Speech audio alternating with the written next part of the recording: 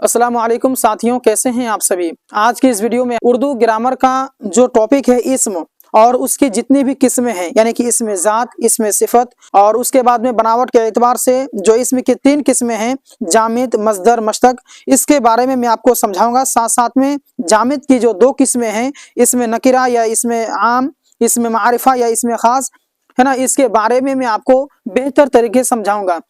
तो चलिए इस क्लास को आज शुरू करते हैं। तो ध्यान दीजिएगा दोस्तों कि इससे पहले मैं बहुत सारा वीडियो ऑलरेडी बना चुका हूं, जिसका लिंक आपको डिस्क्रिप्शन में मिल जाएगा और सबका प्लेलिस्ट बना दिया हूं। आप लोग एक एक करके आप लोग सर्च कर लेंगे।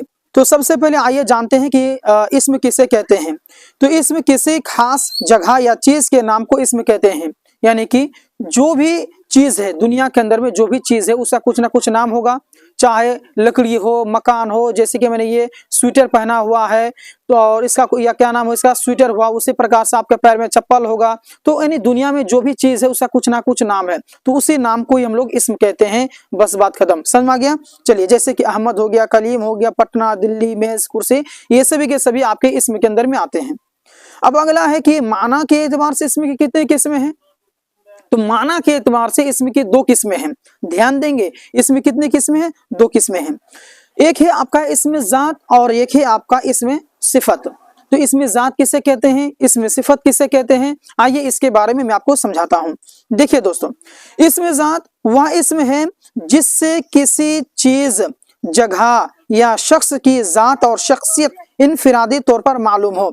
इनफिरादी का मतलब होता है अकेला तौर पर मालूम हो, सिंगल मालूम हो।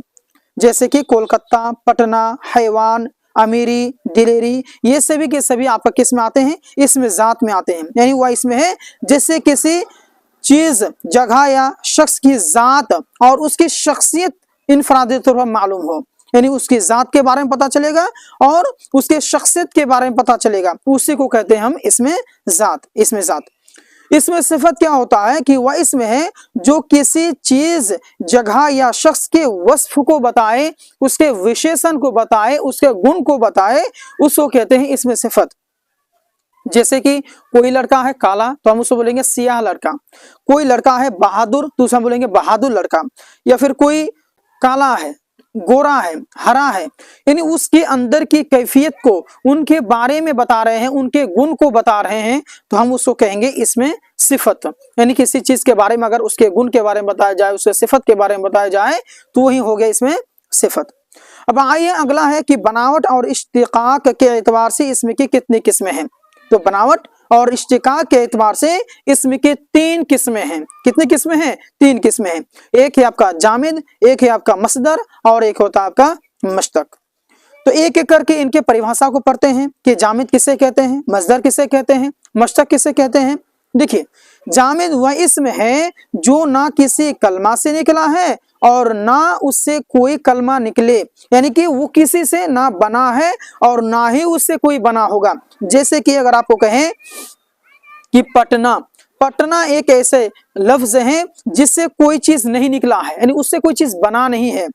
दरिया है, नदी है, पहाड़ है, कलम, दरख्त, ये सभी किसी से बना नहीं है, ये किसी से निकला नहीं है और ना ही इससे कोई कलमा बनेगा, इससे कोई लफ्ज बनेगा, ना इससे कोई लफ्ज बनेगा और ना ही ये किसी से बना हुआ है।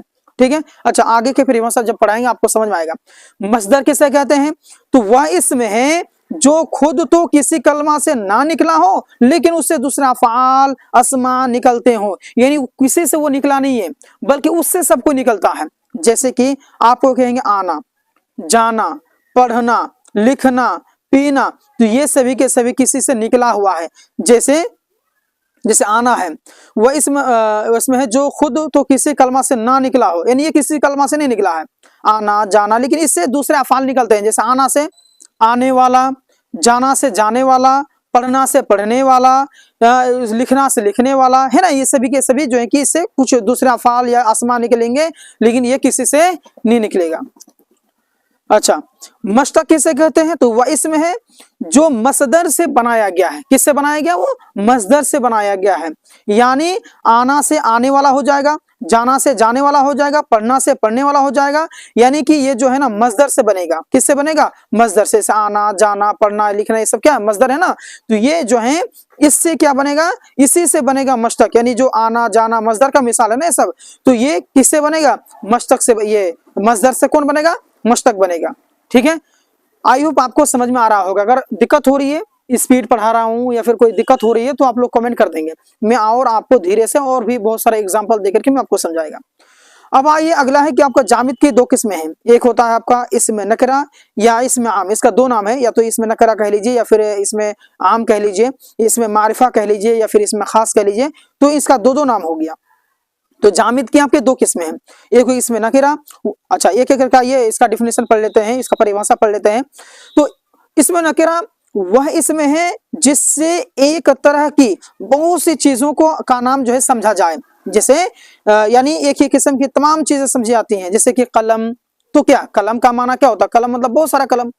अब मैं खास करके नहीं बोल रहा हूँ ना कि काला कलम, लाल कलम, टेढ़ा कलम, टूटा हुआ कलम, है ना। तो ऐसा नहीं कर रहा हूं। तो यानी कि कलम बोलने से उसके पूरी जाते का बोध हो जा रहा है।